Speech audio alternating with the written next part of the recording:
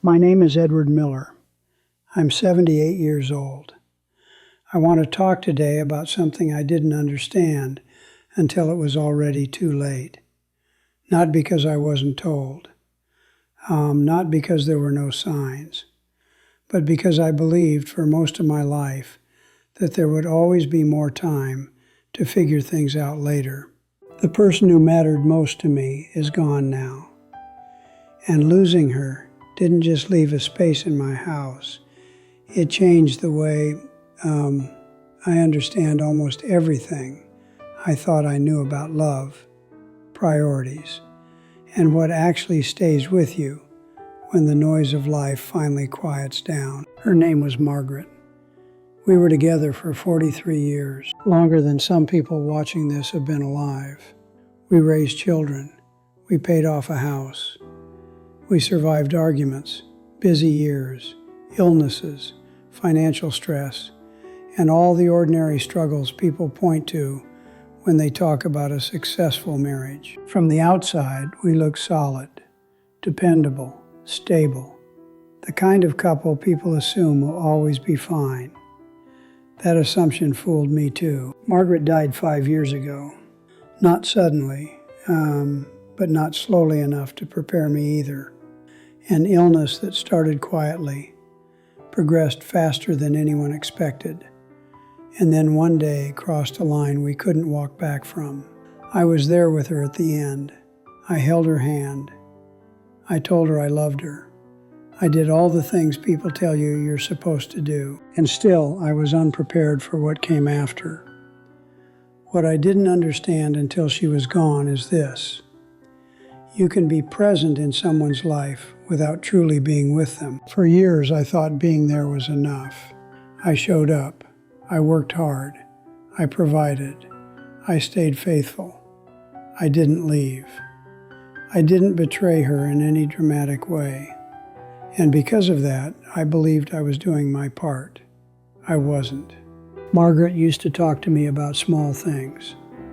Not demands, not fights, just ideas, moments, thoughts. She would tell me about things she read, memories from her childhood, worries she didn't quite know how to explain. She wanted to talk in the evenings. She wanted walks. She wanted to sit together without the television on. And most of the time, I half listened. I don't mean I ignored her completely. I nodded. I answered. I was physically there, but my attention was usually somewhere else. Work, responsibilities, plans, problems I thought were more urgent. I kept telling myself there would be time later, after this busy stretch, after retirement, after things slowed down. They never really do.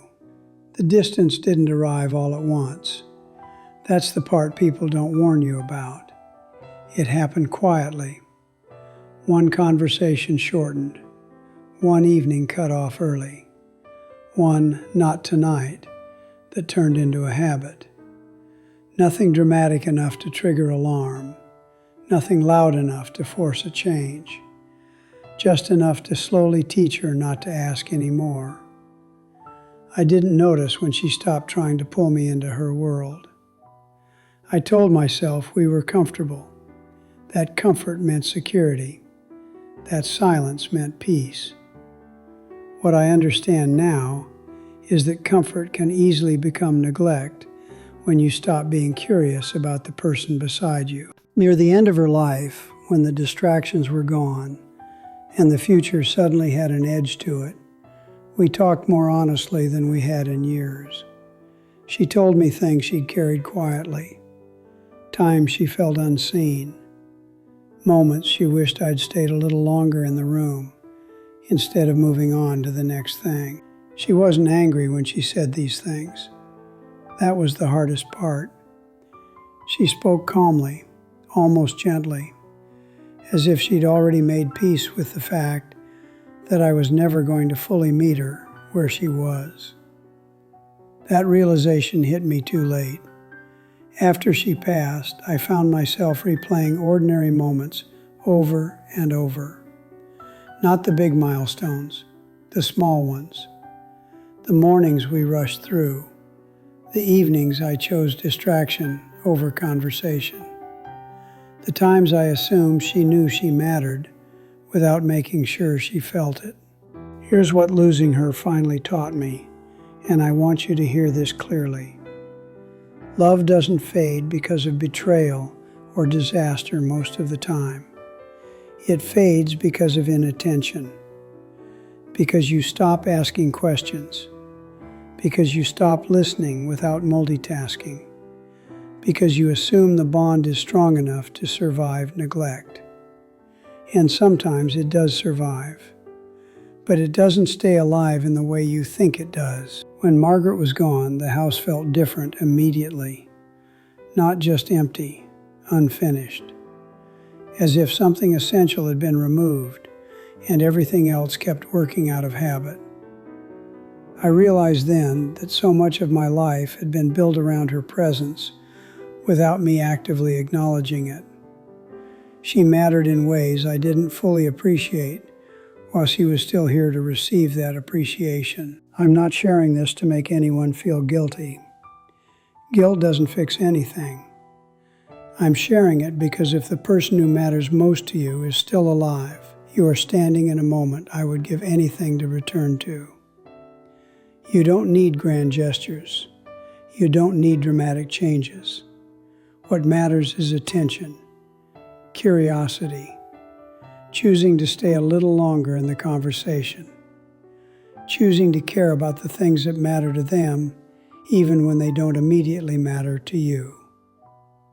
Because one day, there will be no opportunity to correct the misunderstanding. You won't get to go back and notice sooner. You won't get to show up differently later. You won't get credit for intentions you never turned into action. I believed love was something stable once established, something that could be maintained passively. What I finally understood after losing the person who mattered most is that love is not self-sustaining.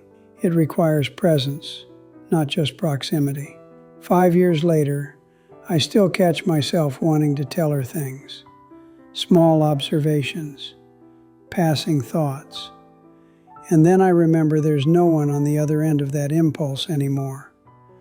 That's when the lesson becomes painfully clear. Nothing waits forever.